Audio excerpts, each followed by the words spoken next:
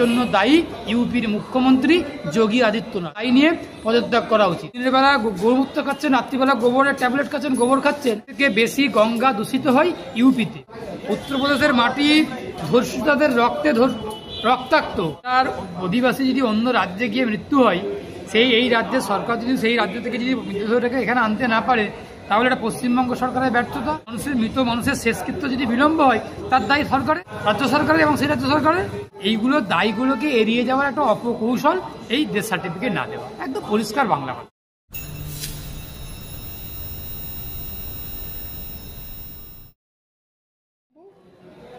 মহাকুম্ভে পূর্ণ স্নানে গিয়ে পদপিষ্ট হয়ে মৃতের সংখ্যা 30, অন্ততপক্ষে আরও 90 জন গুরুতর আহত, তাদের চিকিৎসা চলছে। কি বলবেন? আমি শুরুতেই এই মহাকুম্ভে যে মহা বিপর্যয় হয়েছে যোগীর নেতৃত্বে, যোগীর সহযোগিতায়, সেই পুণ্যার্থী যে মৃত্যু হয়েছে, সেই মৃতদের পরিবারের প্রতি সমবেদনা জানাচ্ছি। আমি খুব মর্মাহত, দুঃখিত এবং শোকাহত। পাশাপাশি যোগী একজন ভণ্ড সন্ন্যাসী, একজন ভূম সন্ন্যাসী, রক্তমাখা গেরুয়া পোশাক, ওই রক্তমাখা পোশাকধারী গেরুয়া শুভ যোগী, ওই যে ইউপির মুখ্যমন্ত্রী, তার জন্য আমি ভাগ্যাহত। আমরা দুর্ভাগ্য আমাদের যে আমাদের ভারতবর্ষের একটা রাজ্য উত্তরপ্রদেশ, ভারতবর্ষের সব থেকে বড় রাজ্য জনসংখ্যার দিক থেকে, সেই রাজ্যের মুখ্যমন্ত্রী একজন ভণ্ড সাধু, ভণ্ড সন্ন্যাসী, রক্তমাখা গেরুয়া পোশাকধারী যোগী আদিত্যনাথ। আসলে যোগী তো নয়, ও হচ্ছে ভোগী। ওর এই যে মহাকুম্ভে মহা বিপর্যয় হলো, এতগুলো মানুষের মৃত্যু হলো, যারা পুণ্য অর্জন করার জন্য ওখানে গেলেন, তারা গিয়ে মৃত্যুর মুখে পতিত হলেন এবং মৃত্যুর কোলে ঢলে পড়লেন, তার জন্য দায়ী ইউপির মুখ্যমন্ত্রী যোগী আদিত্যনাথ। যোগী আদিত্যনাথের উচিত অবিলম্বে দায়ী নিয়ে পদত্যাগ করা উচিত। আসলে ওর বিন্দুমাত্র যোগ্যতা নেই একটা ইউপির মতো রাজ্যের মুখ্যমন্ত্রীর পদ সামলানোর মতো। তো গোমূত্র কাকা একজন ব্যক্তি, গোমূত্র কাকা গোবর খেকো একজন মানুষ, সে কি করে মুখ্যমন্ত্রী পদ সামলাবে?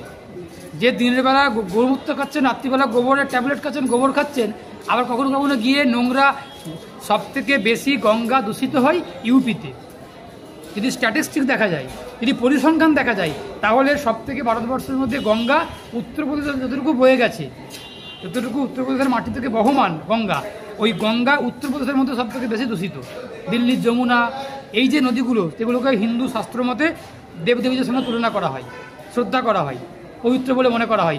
সেই নদীগুলোকে এই সরকারগুলো, এই ব্যক্তিগুলো কর্পোরেটদের কাছ থেকে টাকা নিয়ে বাণিজ্যের যত রকম কলকারখানার নোংরা জলগুলোকে ওই নদীতে ফেলা হচ্ছে, দূষিত করা হচ্ছে। আর সেই জলগুলোকে খেয়ে প্রমাণ করছে যোগী আদিত্যনাথ নাকি যমুনা নাকি পবিত্র আছে, যমুনা জল নাকি খুব পরিষ্কার পরিস্কৃত আছে, এগুলো প্রমাণ করার চেষ্টা করছে। আসলে যে যমুনা নদী, সেখানে দিল্লির নির্বাচনী প্রচারে গিয়ে যোগী আদিত্যনাথ বলছে যে দিল্লির সরকার এমন, তার কারণে দিল্লির রাজ্যের যে নদী যমুনা নদী এতটাই দূষণ, সেই নদী স্নানের উপযুক্তই না, অথচ উত্তরপ্রদেশের নদীগুলো পরিশুদ্ধ, তার জল খাওয়া যায়, এমনকি সেখানে স্নানও করা যাচ্ছে। সেই বিষয়ে কি বলবেন? ইউপির নদী কতটা পরিষ্কার ইউপির হাওয়া থেকেই বোঝা যায়। উত্তরপ্রদেশের হাওয়াটাই এখন দূষিত। যোগী আদিত্যনাথ ক্ষমতাতে আসার পর থেকে উত্তরপ্রদেশের হাওয়া, উত্তরপ্রদেশের মাটি, উত্তরপ্রদেশের বায়ু বাতাস, উত্তরপ্রদেশের জল ফল সবকিছুই দূষিত। উত্তরপ্রদেশের মাটিটা রক্তাক্ত, দাঙ্গাকারীদের হাতে চলে গেছে। উত্তরপ্রদেশের মাটি ধর্ষিতাদের রক্তে রক্তাক্ত। উত্তরপ্রদেশের মাটি তার উর্বরতা শক্তি হারিয়েছে। উত্তরপ্রদেশের মাটি, বায়ু, জল ফল সমস্ত কিছু দূষিত। আর এই ইউপির মুখ্যমন্ত্রী যোগী আদিত্যনাথ, আমি বললাম যে ভোগী আদিত্যনাথ, যোগী নয় ভোগী আদিত্যনাথ, ও আগে ইউপিকে নিয়ে ভাবনা চিন্তা করুন। উনি আগে ইউপিকে নিয়ে কথা বলুন, তারপর দিল্লি গিয়ে করবেন।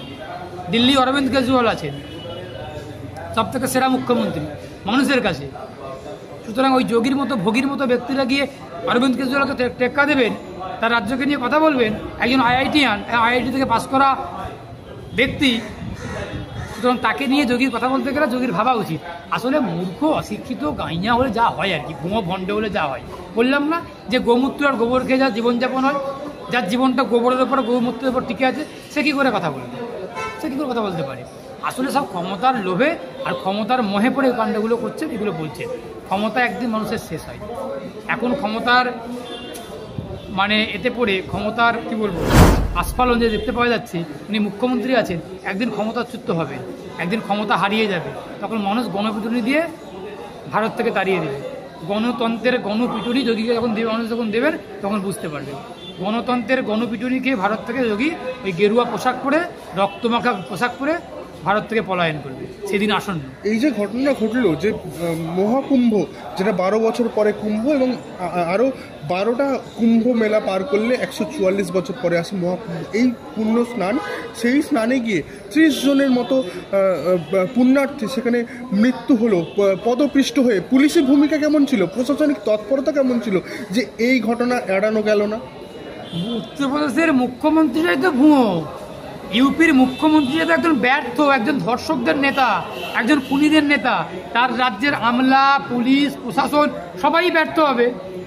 আমাদের বাংলায় যেমন পুলিশ মন্ত্রী আছেন, যেমন মমতা বন্দ্যোপাধ্যায়, তার পুলিশও তেমন। পুলিশ মন্ত্রী বলছেন ধর্ষণ হলে সাজানো ঘটনা, পুলিশ বলছে ধর্ষণের কিছু নমুনা পাইনি। স্বাভাবিক বলবেন, পুলিশ মন্ত্রী যখন বলছে এটা কোনো ঘটনা ঘটেনি, পুলিশকে বলতে বাধ্য।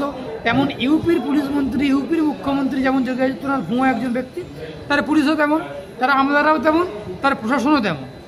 কি আর বলতে পারা যায়, সরকারটাই ব্যর্থ, ইউপির সরকারটাই ব্যর্থ। বাংলা থেকেও কিছু পুণ্যার্থী গিয়েছিলেন, তাদের মধ্যে 2 জন মারা গেছে শোনা যাচ্ছে, যে ওই পদপৃষ্ট হয়ে মৃত্যুর ঘটনা ঘটে গেছে, যেটা কলকাতার একজন রয়েছেন এবং শালবনির একজন। যেখানে জানা যাচ্ছে ওই যে মৃতদেহ ফিরছে, ওই মৃতদেহের যে দেহের যে মৃত্যু হয়েছে তার সার্টিফিকেট, সেই কোনো সার্টিফিকেট দেওয়া হয়নি, এবং পোস্টমর্টম হয়েছে কিনা তারও কোনো নিশ্চয়তা নেই। সেদিক থেকে একটা আইনি জটিলতাই থাকছে। বাংলায় দেহ আনা হলে তার সৎকার কীভাবে হবে এবং আইনি জটিলতা কীভাবে তার সামলানো যাবে, সেটাও একটা বড় চ্যালেঞ্জ। এই ক্ষেত্রে দুটো সরকারই ব্যর্থ। একজন বাংলার অধিবাসী যদি অন্য রাজ্যে গিয়ে মৃত্যু হয়, এই রাজ্যের সরকার যদি সেই রাজ্য থেকে যদি মৃতদেহটাকে এখানে আনতে না পারে, তাহলে এটা পশ্চিমবঙ্গ সরকারের ব্যর্থতা আর ইউপি সরকারের ব্যর্থতা। একটা দেশে আইন আছে, সংবিধান আছে, একজন মারা যেতেই পারে কোনো কারণে, তার দেহটা এখানে আনতে হবে পদ্ধতি প্রসিডিওর মেনে আজ এখানে আনবে। তাতে যদি কোনো রকম বিলম্ব হয়, একটা মানুষের মৃত মানুষের শেষকৃত্য যদি বিলম্ব হয়, তার দায়ী সরকারের, রাজ্য সরকারের এবং সেই রাজ্য সরকারের। আসলে এই ইউপিতে যে মহাকুম্ভে মহা বিপর্যয় হয়েছে, পদপিষ্ট হয়ে এতগুলো মানুষের মারা গেছে, এর ফলেতে আগামী দিনে দেশের মানুষ, বাংলার মানুষ পদপিষ্ট করে বিজেপিকেও মেরে দেবে। এই যে মৃত্যুর শংসাপত্র কেন দেওয়া হচ্ছে না তাহলে, যদি পদপৃষ্ট হয়েই মৃত্যু হয়েছে ঘটনা ঘটে, এবং সেই নিয়ে ইতিমধ্যেই দেখা গেছে সরকারিভাবে প্রায় 25 লক্ষ টাকা ক্ষতিপূরণ, আর্থিক ক্ষতিপূরণ দেওয়ার ঘোষণা করা হয়েছে, তাহলে যে মৃত্যুর শংসাপত্র যদি না দেওয়া হয় তাহলে তো আইনি জটিলতাই পড়বেন ওনারা। ডেথ সার্টিফিকেট না দেওয়ার কারণ হচ্ছে এই মৃতদেহগুলো দায়ীগুলোকে অস্বীকার করার একটা কৌশল। এই যে মহাকুম্ভে মহাবিপর্যয়ে পদপিষ্ট হয়ে এতগুলো শরণার্থী, এতগুলো পুণ্যার্থীর মৃত্যু হলো, সেই মৃত্যুটা নিয়ে রাজনীতি করছে এবং তার দায়টা অস্বীকার করছে। এইগুলো দায়গুলোকে এড়িয়ে যাওয়ার একটা অপকৌশল এই ডেথ সার্টিফিকেট না দেওয়া, একদম পরিষ্কার বাংলা কথা। আর্থিক ক্ষতিপূরণ তাহলে পাবেন কিভাবে, কোন নিরিখে পাবেন? আর্থিক ক্ষতিপূরণ তো দিবে না, আর্থিক ক্ষতিপূরণ দিবে না বলেই তো এগুলো করা হচ্ছে। এখন সাংবাদিক সম্মেলন করে প্রেস কনফারেন্স করে বলে দেওয়া হলো 25 লাখ, 30 লাখ, 50 লাখ টাকা দেওয়া হবে। আসলে মানুষের নজরটাকে ঘুরিয়ে মানুষকে টাকা দিয়ে মুখ বন্ধ করার চেষ্টা করা হলো। আদৌ ওই টাকার একটা 25 টাকাও পাবে না পরিবারগুলো। ওই 25 লক্ষ টাকার গল্প শুনেছে তো সরকার, 25 টাকাও পাবে না পরিবারগুলো, 25 টাকাও পাওয়া যাবে না। কয়েকদিন পরে গিয়ে আপনারা খবর নিয়ে দেখবেন সাংবাদিকরা পরিবারগুলোর কি অবস্থা হচ্ছে। প্রতারণা, অবশ্যই প্রতারণা। ওই 25 টাকাও দেওয়া হবে না, আর 25 লাখ টাকা তো অনেক দূরের গল্প। দেওয়া হবে না বলেই ডেথ সার্টিফিকেট দেওয়া হচ্ছে না। ক্ষতিপূরণ পেতে গেলে আগে ডেথ সার্টিফিকেট লাগে, সেই ডেথ সার্টিফিকেট নিয়ে পদ্ধতি মেনে ক্ষতিপূরণ দেওয়া হয়। ওই ডেথ সার্টিফিকেট যদি না দেওয়া হয়, ক্ষতিপূরণও পাওয়ার কোনো গল্প ওঠে না। ক্ষতিপূরণ দেবে না বলেই ডেথ সার্টিফিকেট দেওয়া হচ্ছে না। আর কয়েকদিন গেলে এই গল্প পুরোপুরি দূরের সঙ্গে মিশে যাবে, আর কেউ কুম্ভ মেলা নিয়ে মাথা ঘামাবে না। আবার নেক্সট ইয়ারে কুম্ভ মেলা সঙ্গে এসে যাবে। আগামী দিনে তাহলে কি বলা হতে পারে যে এই যে মৃত ব্যক্তি ওই কুম্ভ মেলায় পদপৃষ্ট হয়ে মৃত ব্যক্তির সাথে কোনো যোগ সাজস নেই? রাজনীতি করা হচ্ছে।